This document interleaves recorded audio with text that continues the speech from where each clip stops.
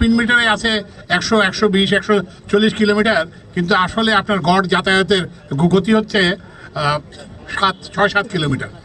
তো এর ফলে ফুয়েলের অপচয় হচ্ছে, আপনার সময় নষ্ট হচ্ছে, সব কিছু নষ্ট হচ্ছে। তো এই জন্য ঢাকা শহরে মূল এই যে জেল হাফিজ যে কথাটা বললেন যে অ্যাক্সিডেন্ট এবং এই যে শ্লথ গতি, এগুলোর মূল কারণ হচ্ছে আমাদের বিশৃঙ্খলা। এখানে রাস্তার অভাব আছে, এটা ঠিক, কিন্তু যে রাস্তা আছে সেই রাস্তা ব্যবহার করেও কিন্তু আমরা আরও বেশি গতি আনতে পারি এবং আরও নিরাপদ যাত্রা করতে পারি। তো এইটা করার জন্যই আজকের যে উদ্যোগ, সেটা হচ্ছে যে আমাদেরকে উপদেষ্টা পরিষদের আদিল ভাইকে আমাদেরকে সবাইকে বলে, আপনি ঢাকা শহর থেকে এই রিক্সাগুলো উঠাই দেন, এগুলো যন্ত্রণা এগুলো উঠাই দেন। কিন্তু আমাদের সবাইকে মনে রাখতে হবে, এই যে একটা রিক্সা মানে কিন্তু রিক্সা না, রিক্সার পেছনে একটা পরিবার আছে, একটা জীবিকা আছে। এটা আমরা চাইলেই কিন্তু এটা উঠে দিতে পারি না। তো ওই জন্যই এখন আজকে আমরা যেটা করছি, কয়েকটা জিনিস করা হচ্ছে। একটা হচ্ছে যে বাস, এই যে বাসের যে বিশৃঙ্খলা নিয়ন্ত্রণের জন্য আমার মনে হয় কালকে কিংবা পরশু একটা প্রোগ্রাম হবে, যেখানে আমরা একটা বাস সার্ভিস উদ্বোধন করব, যেখানে শুধুমাত্র নির্দিষ্ট জায়গায় বাস থামবে, যত্র বাস থামবে না। তো আমি মনে করি এইটা একটা শৃঙ্খলার উপাদান হবে এবং ক্রমান্বয়ে এটা আমরা অন্যান্য রুটেও আমরা সম্প্রসারণ করব। আর দ্বিতীয় যে সেটা হচ্ছে যে আজকে এটার দুটা ভাগ আছে। একটা ভাগ হচ্ছে যে যেটা বললাম যে ট্রেডিশনাল রিক্সাটাকে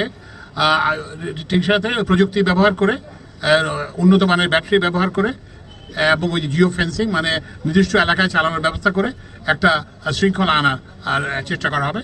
আরেকটা হচ্ছে যে এরপরেই সম্ভবত ঝিকাতলায় না ওই যে নতুন মডেলের রিক্সা বুয়েটের সহায়তায় আমার আরেকটা মন্ত্রণালয় আছে, বিদ্যুৎ জ্বালানি। তো বিদ্যুৎ জ্বালানি মন্ত্রণালয়ের সহযোগিতায় এটা উদ্বোধন করা হয়েছে, ডিজাইনটা করা হয়েছে।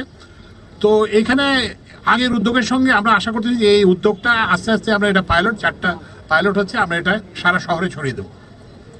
এবং আমরা সাফল্যের ব্যাপারে আশাবাদী, কারণ হচ্ছে যে আমাদের আগে আমরা সরকার যে কাজ করতো আলাদা কাজ করতো, এখন ওই যে মিউনিসিপ্যালিটি কাজ করতে, সিটি কর্পোরেশন কাজ করতে, অন্য কারোর সঙ্গে যোগাযোগ নাই।